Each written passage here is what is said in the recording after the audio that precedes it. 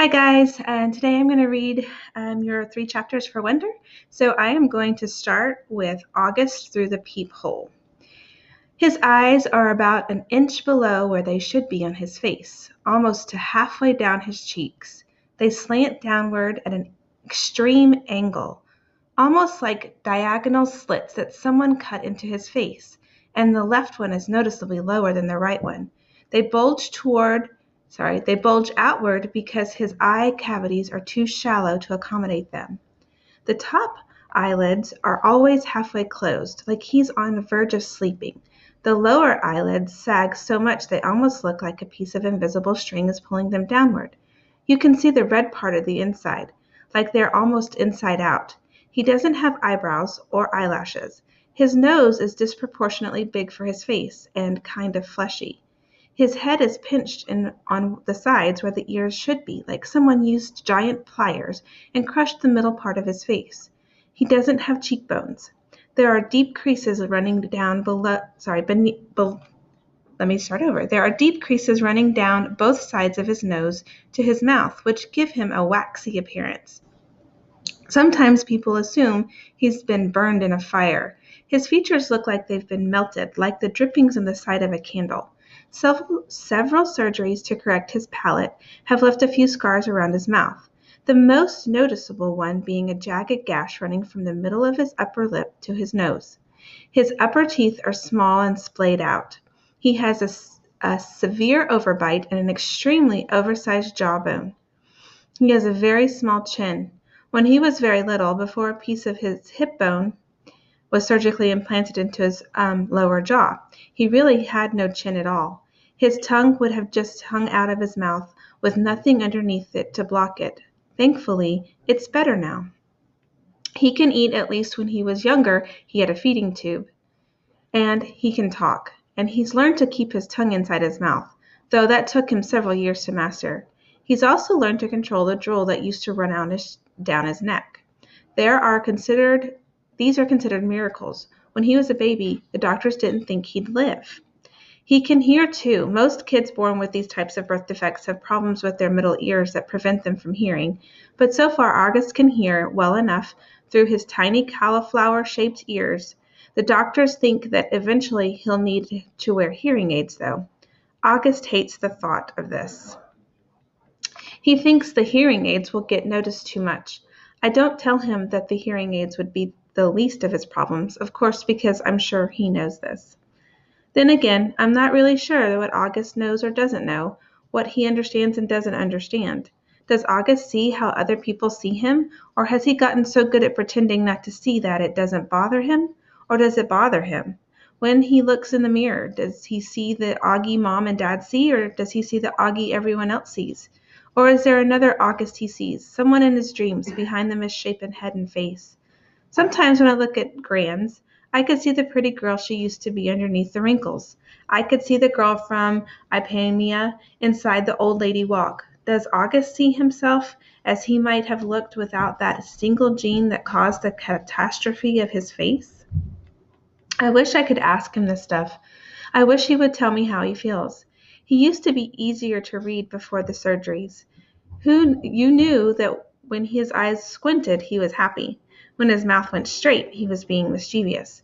When his cheeks trembled, he was about to cry. He looks better now, no doubt about that, but the signs we used to gauge his moods are all gone. There are new ones, of course. Mom and Dad can read every single one, but I'm having trouble keeping up. And there's a part of me that doesn't want to keep trying. Why can't he just say what he's feeling like everyone else? He doesn't have a trach tube in his mouth anymore and keeps him from talking. His jaw's not wired shut. He's 10 years old. He can use his words, but we circle around him like he's still a baby he used to be. We change plans, go to plan B, interrupt conversations, go back on promises depending on his moods, his whims, his needs. That was fine when he was little, but he needs to grow up now. We need to help him, make him grow up. Here's what I think. We've all spent so much time trying to make August think he's normal that he actually thinks he's normal, and the problem is he's not. High school. What I always loved most about middle school was that it was separate and different from home. I could go there and be Olivia Pullman, not Fia. which is my name at home. Via is what they called me in elementary school too. Back then, everyone knew all about us, of course. Mom used to pick me up after school, and August was always in the stroller. There weren't a lot of people who were equipped to babysit for Augie, so Mom and Dad brought him to all my class plays and concerts and recitals, all the school functions, the bake sales, and the book fairs. My friends knew him. My friends' parents knew him. My teachers knew him. The janitor knew him. "How you doing, Augie?" he'd always say, and give Augie a high five. August was something of a fixture at PS 22. But in middle school, a lot of people didn't know about August. My old friends did, of course, but my new friends didn't. Or if they knew, it wasn't necessarily the first thing they knew about me. Maybe it was the second or third thing they'd hear about me. "Olivia. Yeah, she's nice. Did you hear? She has a brother who's deformed." I always hated that word, but I knew it was how people described Augie, and I knew those kinds of conversations probably happened all the time out of earshot, every time I left the room at a party or bumped into groups of friends at the pizza place, and that's okay. I'm always going to be the sister of a kid with a birth defect. That's not the issue.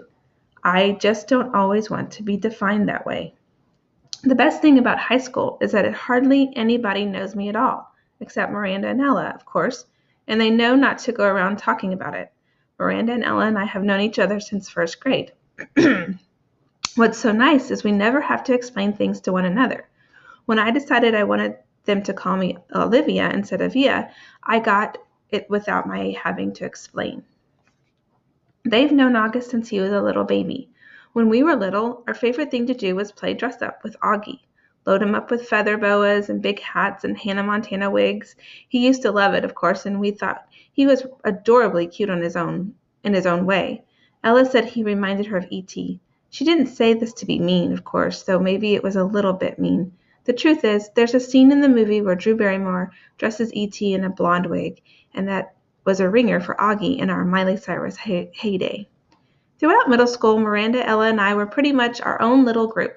Somewhere between super popular and well-liked. Not brainy, not jocks, not rich, not druggies, not mean, not goody-goody, not huge, not flat. I don't know if the three of us found each other because we were so alike in so many ways, or because we found each other, we've become so alike in so many ways. We were so happy when we all got to Faulkner High School. It was such a long shot that all three of us would be accepted, especially when almost no one else from our middle school was. I remember how we screamed into our phones the day we got in our acceptance letters. This is why I haven't understood what's been going on with us lately. Now that we're actually in high school, it's nothing like how I thought it would be. Major Tom. Out of the three of us, Miranda had always been the sweetest to August, hugging him and playing with him long after Ella and I had moved on to playing something else.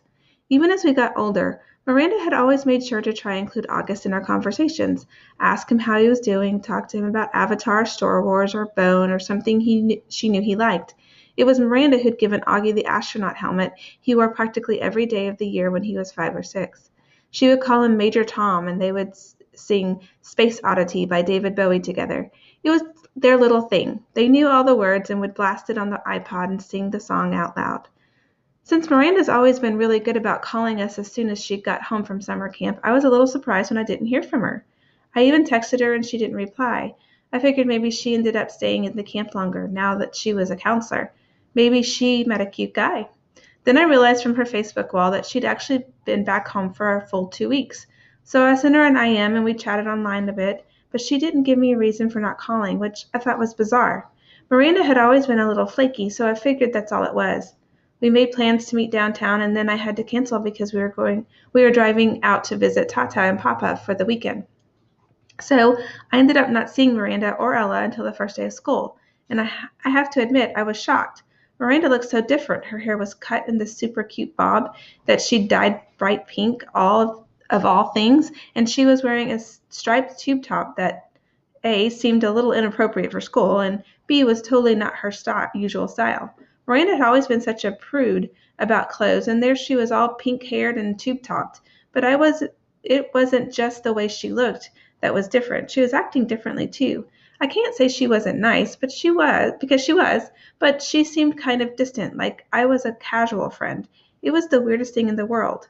At lunch, the three of us sat together like we always used to, but the dynamics had shifted. It was obvious to me that Ella and Miranda had gotten together a few times during the summer without me, though they never actually said that. I pretended not to be all upset while we talked, though I could feel my face getting hot, my smile being fake. Although Ella wasn't as over the top as Miranda, I noticed a change in her usual style too. It's like they had talked to each other beforehand about redoing their image at the new school, but hadn't bothered to clue me in. I admit I'd always thought I was above this kind of typical teenage pettiness, but I felt a lump in my throat throughout lunch. My voice quivered as I said, "See you later," when the bell rang. Okay, guys, I hope you enjoyed the wonder today, and I hope that you have a good day. Stay safe, stay happy, stay healthy, and get some exercise. Take care.